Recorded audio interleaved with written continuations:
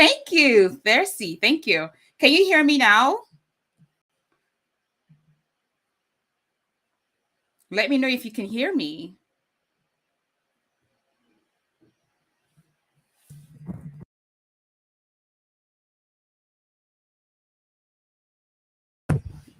Seriously? Okay,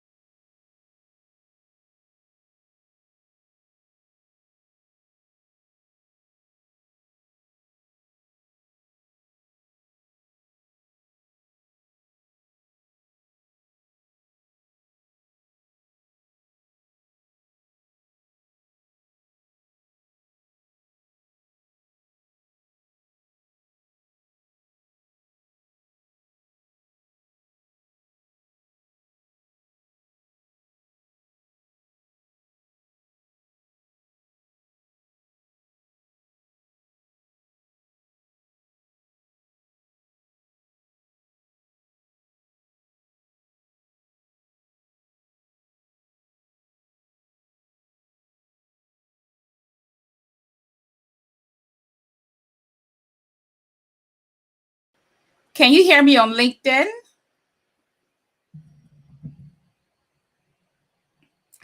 All right. So, do you feel like your job is at risk? Do you feel like there are no opportunities for you as an immigrant, as a hmm.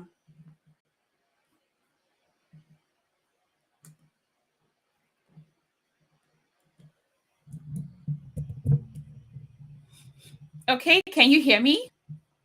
All right, fantastic. Okay. All right, fantastic. Do you feel like there are no opportunities for you as an immigrant? Do you feel there are no opportunities for you as a new grad? Those are the things we're talking about because the truth is, these are the people that are most impacted when we actually, face all of these challenges. But what I'm also seeing is that there are some industries that are mostly affected, and we see that with a lot of the technology companies that are in the crypto space, technology companies that are in the finance space, technology companies that are still in the startup phase and have solely relied on investments, right? So investors have pumped in funds, but right now they've had to lay off. I believe that there's still so many more opportunities within other industries. So I actually highlighted today a recent study by Indeed. We all know Indeed. Indeed is a job board, very popular job board. And there was a recent study where they actually surveyed over 1,000 Canadian employers, and that survey actually showed that there actually still is a huge gap in the labor market, in the employment space. And it also showed that over 78% of 1,000 employers would hire for soft skills. So they're willing to overlook your degrees, your certifications, and hire you. So I really found that interesting because these are the things that I've been talking about all through the years, that being able to focus on your soft skills are the core things that employers are looking for. The truth is anyone can learn hard skills, but the soft skills are so important. And now that we see this economic downturn, we see that there are some roles and there are some industries that are highly affected. We want to also open up more opportunities for ourselves. Look at other job titles, look at other industries, open up more opportunities for yourself. Look at the skills that you already have that you can leverage in another industry. Can you hear me on LinkedIn? I hope you can hear me. I know that Instagram is doing great. I'll just look at some comments I have here. Okay. All right. So I'm going to highlight some things that I actually saw on this survey, which are very, very interesting. So what the employers are saying, Canadian employers are seeing value in people who have good attitude, willingness to learn, communication skills, teamwork, ability to handle pressure, and also being someone who is trainable. So these are the things that we're actually seeing. Another thing that we see here is critical thinking, leadership, work ethic, adaptability, time management, attention to detail, and having a positive attitude are actually what employers are looking out for. So when you look at jobs, there's a lot of transferable skills. Like I tell people, if you say you've had experience in, say, banking, for example, you can still work in other industries. If you have worked in accounting for a long time and maybe you've only worked in a consulting company, you can still practice accounting in every industry. Same thing with roles like business analysis and project management and product management. There's so many ways that you can leverage your experience and skills. Can you confirm if you can hear me? Because I believe my mic is working. All right. So, being able to leverage that, and I've said this all the time, like if you've ever been on any of my, webinars or master classes, I'm always heavy on not looking at the job titles. Even within the business analysis space, there's just so many opportunities. Focus on the job description. Look at the soft skills that are required. Look at the look at the soft skills that are required. Look at the similarities within the job description that you can actually leverage. And it's so important at this time, especially with what is happening right now with the economic situations and with some industries being heavily impacted by by inflation. And then also, this is really the time to really focus on your money, right? Being able to negotiate the best salary for you, being able to negotiate the right benefits for you. The inflation is, it's all over, it's global. So you want to think about all of these things when you're negotiating and when you're moving to another job. So if you're currently in a permanent role, moving to a contract position, or you're moving to another permanent position, you want to think about all of these things before you make that leap. Also, a lot of the companies that we see right now that are actually struggling, you want to keep your ears to the ground, watch the news, read business news. If the company is a publicly traded company, check out their stocks. How well are their stocks doing? Go on the news and see what's happening recently. Have there been any recent layoffs? Have they had to cut back on some maybe a lunch or something like that? So you want to take a look at all of those things before you make that leap, right? And jump into jump from one job to another, into a new career or anything like that. Another thing is, what I also find is that LinkedIn is really, really, really a heavy source of, job referrals, a heavy source of building your network, so don't underestimate the power of LinkedIn.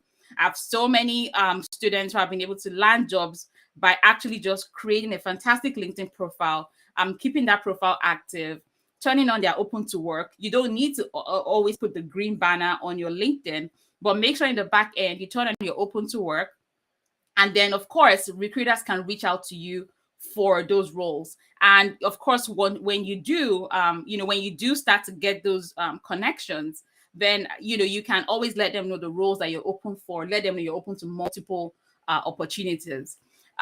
Something to also note with LinkedIn is that when you're trying to build your network, you want to always focus on common ground. That's something that I have always used to build my network on LinkedIn, right? So people went to the same schools as you, people have worked at the same companies just like you. You can actually filter on LinkedIn and actually, connect with them. Let them know that you're looking for work. Let them know the options that you have. So, maybe business analyst, project coordinator, project analyst, product analyst, project management officer, associate project manager. There's so many opportunities within every space, within HR, within accounting. So reach out to these people, let them know the kind of roles you're open to. You can also sell yourself on the skills you have. I've had experience, building products. I've had experience selling. I've had experience managing accounts. I've had experience building, building new products. I've had experience managing client experiences. So that experience can be transferred from one job title to another.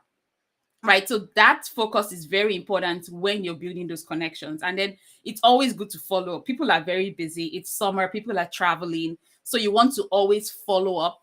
Follow up is very, very important. And then if you're also, applying for work right now and you feel like nobody is responding to you, it's summer, people are traveling, people are taking breaks. During summertime as well, there's a lot of internships and co-op. So that might be their focus.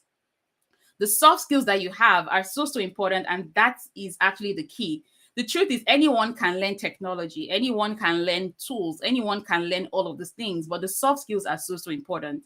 And that's what we're seeing with Canadian employers specifically, who are actually saying that they're actually hiring for soft skills. In fact, 78% said they are open to hiring candidates who don't possess a degree or certifications, and even more said that their companies invest in training inexperienced employees to fill certain roles. So the truth is, companies are willing to train you for those technical and industry skills as long as you have those soft skills. But you have to demonstrate that you do have those soft skills. And then also, 7% of the employers say that they actually support in-house training and development, while 40% of employers actually say that they provide additional compensation for continuing education. And this is something that I tell my students all the time, and I tell everyone in my community.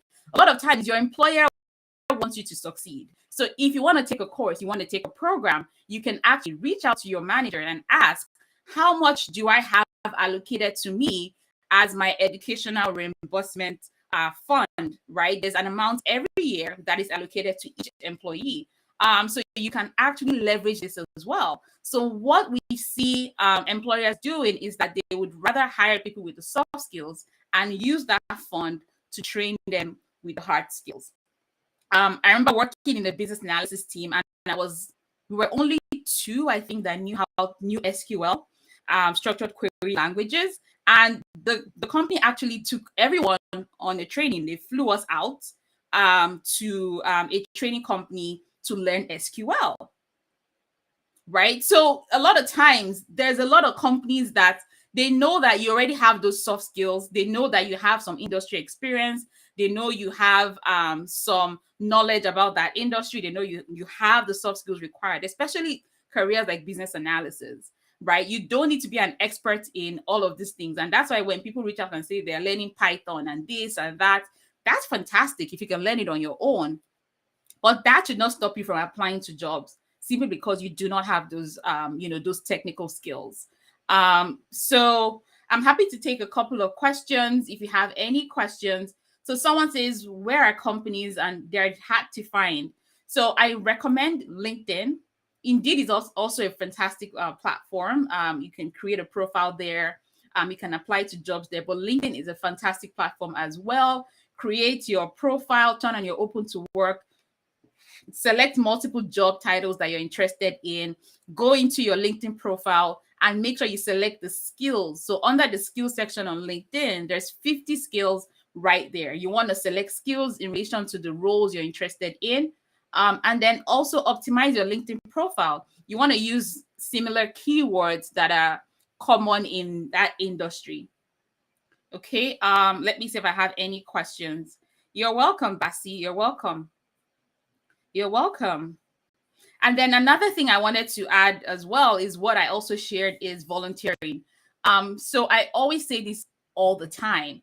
Volunteering is such an important part of your personal development, right? If you're looking for work, don't just, sit at home and not do anything. Start to volunteer. When I arrived Canada, the first week I got into Canada, I started volunteering. And that volunteer position opened up more opportunities for me. So find ways to volunteer. Volunteer with nonprofits, volunteer with community associations, volunteer with small businesses who cannot afford to hire. And that way you have something in your resume to show that you're actually building those soft skills, right? A lot of the nonprofits they have leadership positions on their boards. They have committees as well. You can actually start to volunteer in all those positions, and those can be on your resume. So those are ways you can showcase soft skills. When I When I was interviewing for the instructor position at the University of Manitoba, I already had volunteer experience teaching, and that was on my resume. So I had my volunteer experience there. It showed I was already volunteering in a leadership position. I was teaching people, and that was very attractive to to the recruiting panel. So you want to think about how you can you want to think about how you can leverage, all of that when you're going into a new role or as you're job seeking. So someone says, I feel companies are emphasizing domain experience over traditional BA practice and soft skills. I don't think so. I can't see your name, but I don't think so. I still feel like you can leverage the core BA skills and soft skills. Domain experience is good. It depends on the industry, but I've seen people transition from one industry to the other so many times. So I think it really just depends on how you're coining your resume. Also, if you have worked in multiple industries, it is okay to put it on your resume. In your professional summary, you should state it there. Business analyst with 8 years of experience in oil and gas, manufacturing, healthcare, financial services. That's fine. That shows you have broad industry experience. It is not a bad thing to have multiple industry experiences. That actually shows that you have worked in several industries and that you're very, very adaptable. How do you get volunteering jobs? How do you get volunteering jobs is so you can check Indeed. I've seen volunteer jobs on Indeed, even volunteer BA jobs. Someone just told me she got a volunteer BA job on Indeed. So you can actually try with Indeed, Christiana. That's answering your question. You can also reach out to these nonprofits. A lot of times it's probably on their website. You can reach out to them, and even if they don't have any opportunities open, then nothing stops you from actually just sending an email and saying, these are my skills, these are the ways I can help you based on what I've done in the past. So say you were an executive assistant before, so you can take minutes of meetings, you can create documentation, you can send emails. For example, as an executive assistant, you can leverage that experience volunteering with a company, really. And companies, especially all these nonprofits, they're always looking for people to volunteer with them.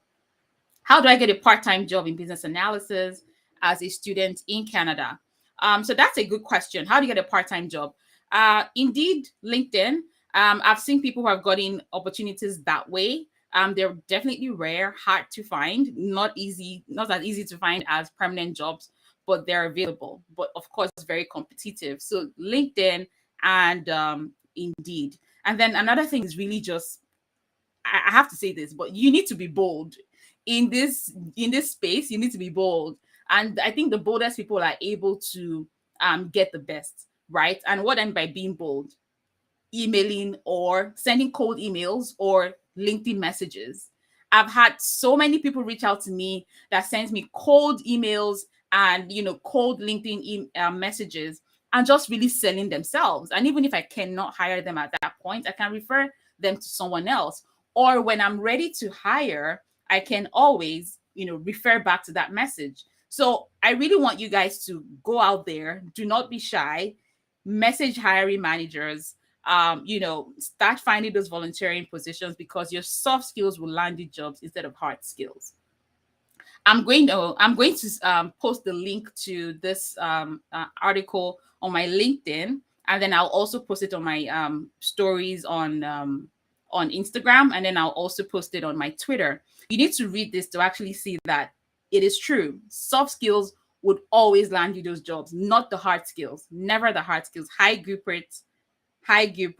How much can a junior BA with 1 year experience earn?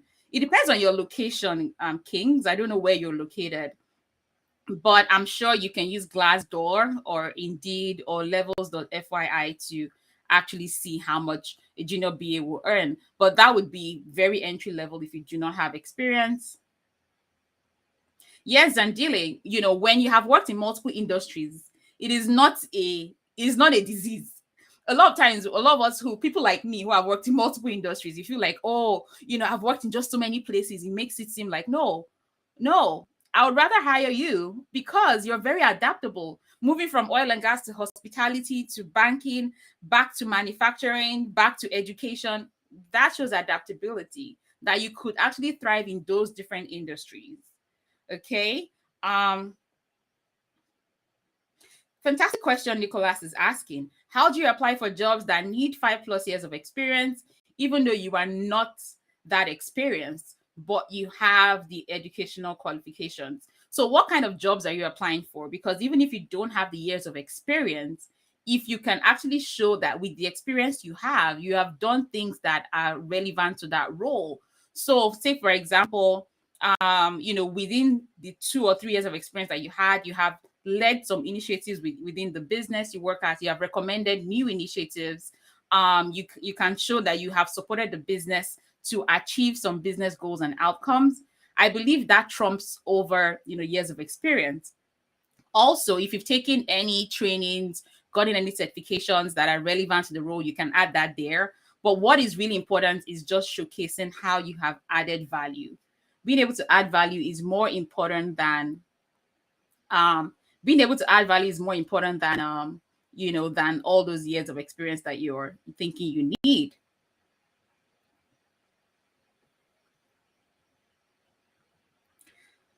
So a good question, Ayo. So with the accelerator programs, they're strictly online. So you cannot get a visa to come study with the business analysis school, at least not now. Great questions. So yeah, and then another thing I would like to sort of highlight is really this industry experience. A lot of times, if you have only done one thing, you feel like, oh, this is the only way I can work. I saw a question here about having legal experience. Let me see if I can find that question again. Someone asked about having legal experience. Every company has a legal department, right? So how do I manage my experience as a legal professional and as HR? I think that's a fantastic blend. So every company has, large companies for sure have HR departments, they have legal departments, they have compliance departments. So you could definitely still leverage your experience. What I would advise you to do is right now is go to the companies that you like, select top 10 companies, then look at the company structure, go to their LinkedIn, go to their website, look at the kind of, the organizational structure, and look at the kind of, roles they have within each department, and then see the opportunities they have there. Contracts administrator, HR administrator, legal and compliance, risk.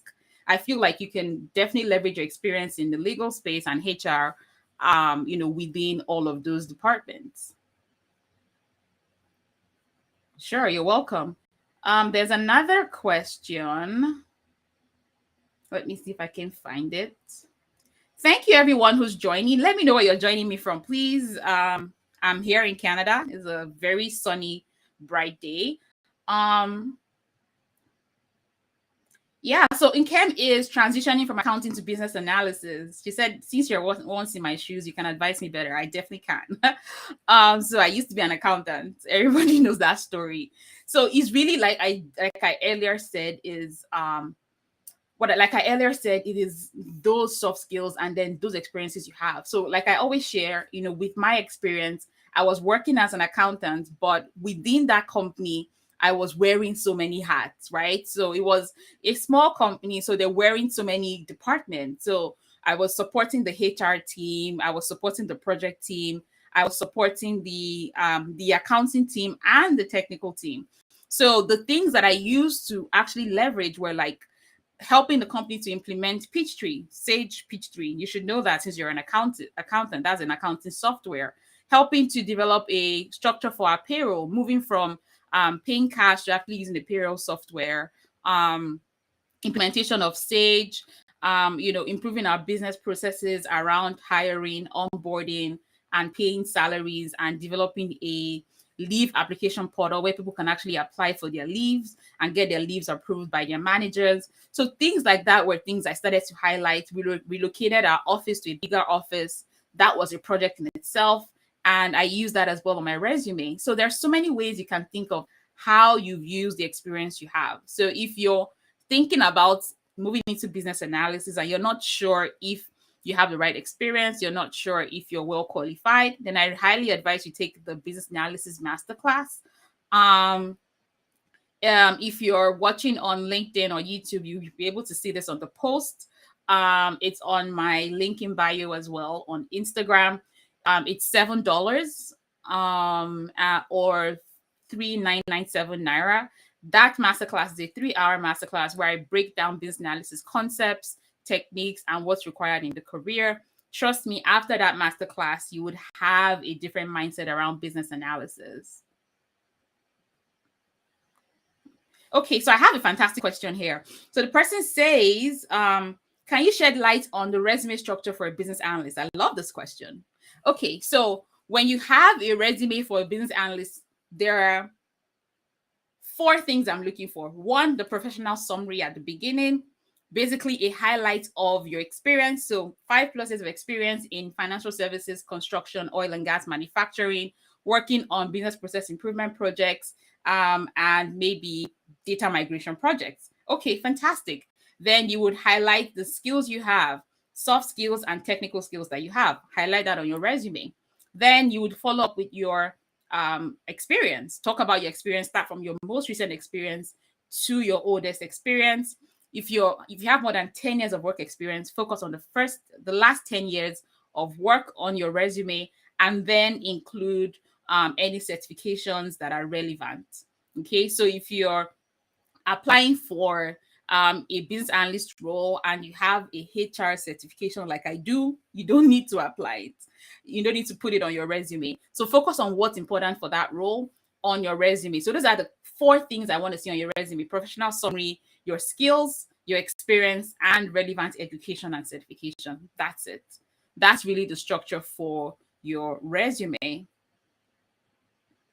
Congratulations, Christiana. Congratulations. Okay. So let me see if I have some questions here.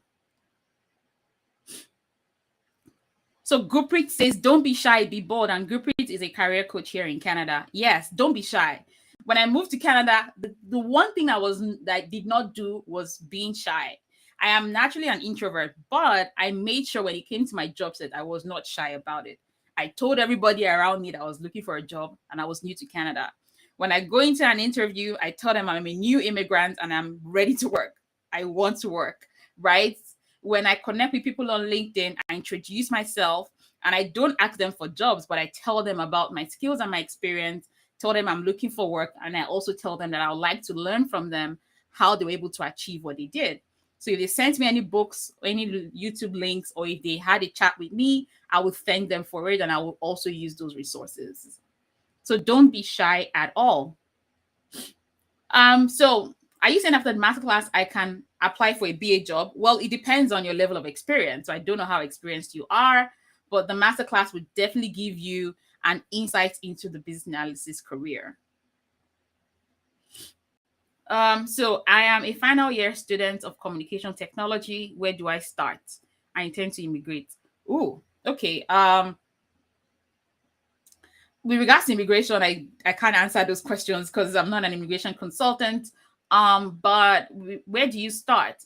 So if you're looking into business analysis, I'll definitely recommend taking the business analysis training, get the training, and then take the ECBA, entry-level certificate in business analysis. That gives you that entry-level knowledge into business analysis. And then, of course, you start to learn business analysis, techniques and the tools that are being used. So once you're able to get started with that, you start to build your confidence and then you start to work on some projects. That would be my advice for you. Thank you, Karika. Thank you, Karika. So someone says she has a BA resume. She gets some calls from recruiters, but she's being ghosted. So why are you being ghosted? Are you able to follow up with those recruiters? And aside from the recruiters, are you applying directly on companies' websites? Are you using Indeed? Are you using LinkedIn? What strategies are you employing? So the truth is, when a recruiter calls you, within that 2-3 minute conversation, they're trying to ensure that you are actually the right fit for that role. So for some reason, I can't see your name, but if you can send me a private message, that would be fantastic. So if you're being ghosted by recruiters after they talk to you on the phone, it means you are not saying the right things. Now, one thing I want to always tell you is that if you're not prepared for that call, request for a callback or ask for their number and call them back, right? A lot of times when you're in that job search mode, you're so hungry to take up the phone and talk to everybody, but maybe you're not well prepared. So when they call you and you pick up the phone, you ask them about the project, ask them about the role, ask about the client, ask about how much the client is willing to pay. And then if they want to interview you when you're not prepared, ask for a callback or schedule another time to have that conversation. So if you're not getting callbacks from recruiters, maybe you're not saying the right things. And then, of course, when they're asking you questions, they want to see that you have what the hiring manager is looking for. So what I always recommend is that when they call you like that, ask for the job description. Tell them to email you the job description or send it to you on LinkedIn. So while you have the job description in front of you, you have your resume in front of you, you're speaking to them on the phone, you've taken some notes, you will be able to have a better conversation. So that's my suggestion to you. If you're doing a lot of phone interviews and you're not getting callbacks, it's because you're not saying the right things. And that's because it's not like you're not qualified, but maybe you don't have the right information. So that would be my advice to you, but you can send me a DM and we can talk about it. What are 4 tips to put on your resume? Fantastic question, Helen. 4 tips to put on your resume. 1, like I said before, you should have a professional summary that is a highlight of your career accomplishments. 2, you want to highlight core skills related to that role, soft skills and hard skills. 3, your experience. You want to focus on the accomplishments throughout your career and less about your duties. And then 4, relevant education and certifications if required. So Akinshola says, what advice can you give? I want to transition from healthcare to finance. Transitioning from healthcare to finance, what do you do within healthcare? Are you an administrator, right? So you handle administrative tasks. Are you in the customer service department? What do you do in healthcare? Are you in the project team? Are you in communications and marketing? What do you do? Because if you are already within a business unit in healthcare, then you can just move to the same business unit in finance. So maybe you can give me some more context there.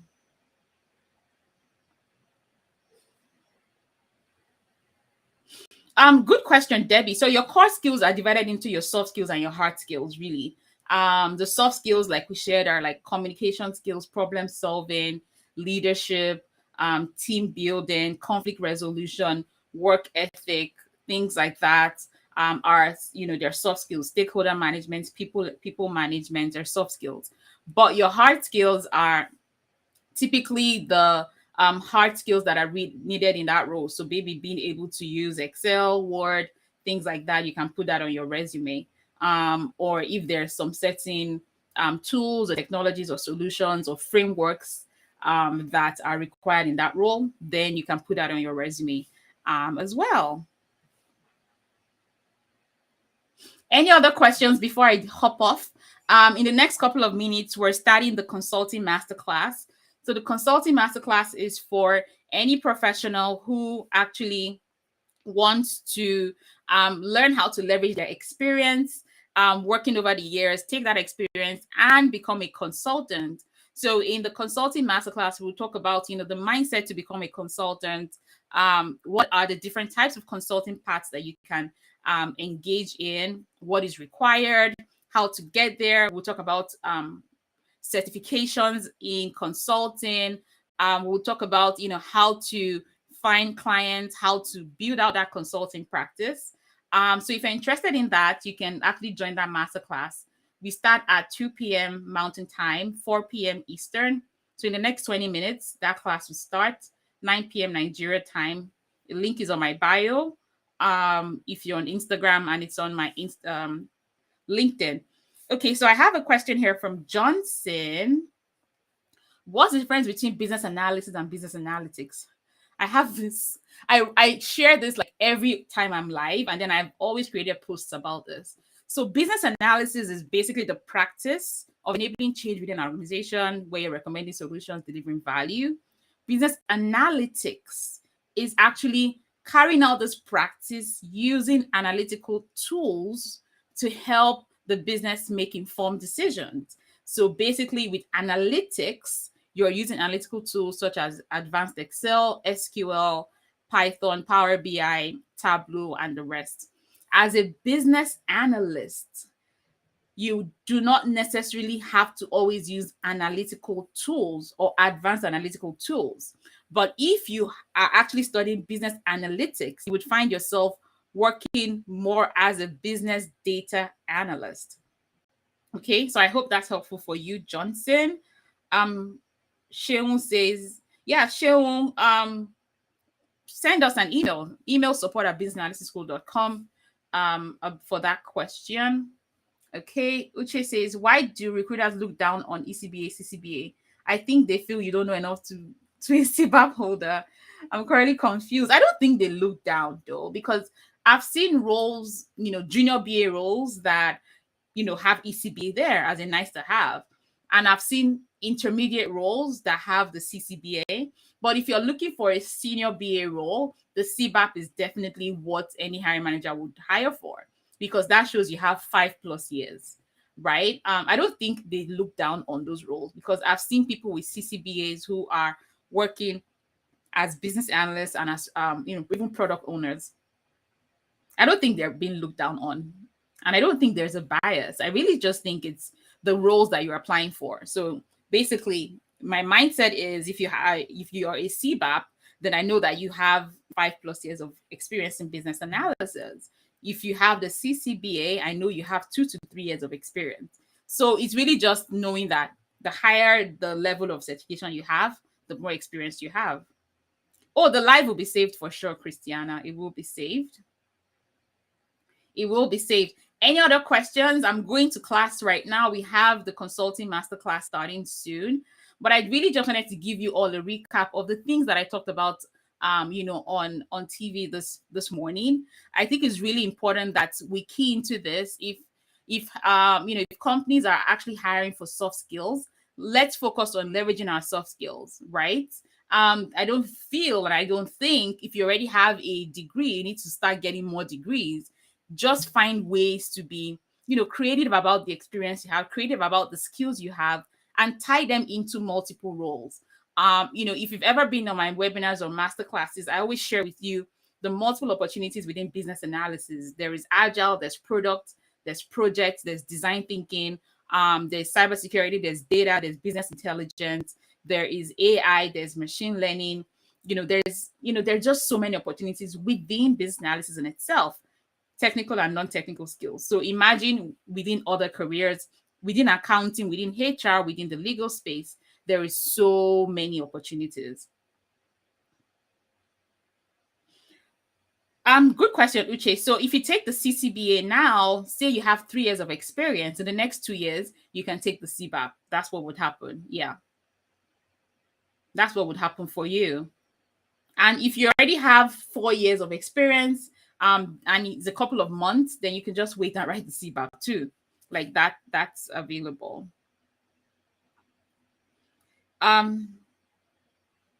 So Johnson says he's a chartered accountant with a BSc in accounting. Will it be easy for him to switch to business analysis? Well, Johnson, I was also an accountant and I switched to business analysis. Like I shared earlier, focusing on your core skills, the core experiences you have that relate to business analysis is more important than, your accounting skills. So you want to look at how you've supported the business to achieve their business goals. So things like helping the business to save costs, helping the business to increase revenue, increase profits, improve business processes, training initiatives, hiring initiatives as well. Okay. All right. So I think we'll wrap it up here. Thank you everyone for joining this live. It was short, quick, but lots of gems dropped. I will save this live. It's going to be on my LinkedIn, my YouTube, my Facebook page, and also my Instagram.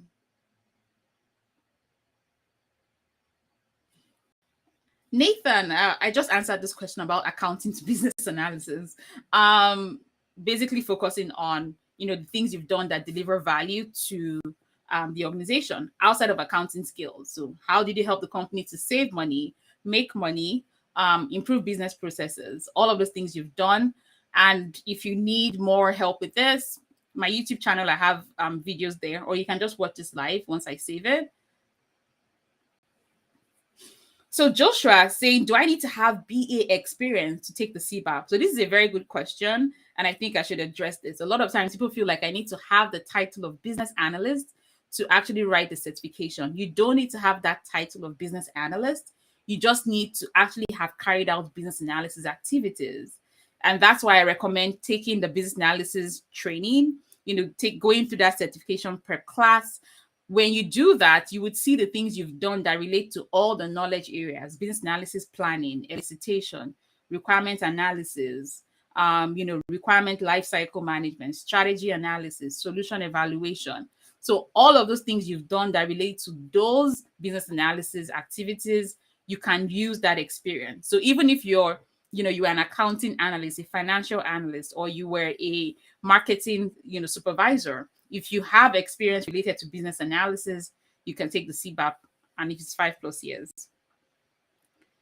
Salary for BAs, intermediate to senior. So it depends on where you are. I'm not sure where your location is, but intermediate BAs are able to, it depends on, now this depends, I don't want to give a number and everybody says, oh, this is the number Eno said. But if you're able to showcase 5 to 7, 8 years of experience, that's very intermediate.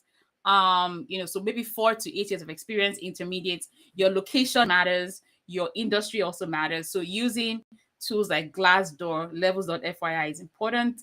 But for an intermediate BA, you're looking at anywhere from 60 to 80K. And then for a senior BA, anywhere from 85 to 150, 140, 150. Right? That would depend. So it's a long range. So if you have 8, 9, 10+ years of experience as a senior business analyst, of course, you're looking at over 100,000, from 100 to 140, 150. Now, this depends on years of experience. This depends on the skills you have, the certifications you possibly have, and then, of course, your negotiation skills as well. Negotiation. Okay, Johnson, can you send me an email, so that we can take this offline as I have to leave?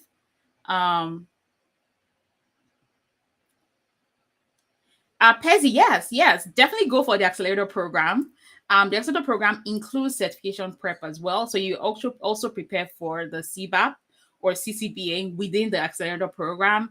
You still get to work on, practical skills like business process mapping, SQL, Excel, Tableau, software development, project management, data modeling, all those, skill sets that you need as a business analyst. So within the accelerator program, you still prepare for the CBAP because we still have those classes inclusive. You still have career coaching for reviewing your resume, reviewing your LinkedIn, preparing you for your interviews, and then you still practice those core skills. The core skills of the BA, practical skills, process mapping, process improvement, Agile, Scrum, SQL, SQL, Tableau. There's just so many things within the accelerator program. It's a lot, but it's on the website, and you can also send me a message. You can send me a message. I have to run now. I have another class. But feel free to send me a message or leave me a comment or something. And then once that class is over, I'll respond to your messages. Thank you so much, everyone, for joining this live. It was quick, short, but I dropped a lot of information for you. And if you want to join the consulting masterclass, we're about to start that now. It's on my bio. It's on my LinkedIn. Register now is $47. Join us the 2-hour masterclass where we kind of break down how consulting works, leveraging your experience. Thank you so much, everyone. And I will speak with you later. Bye.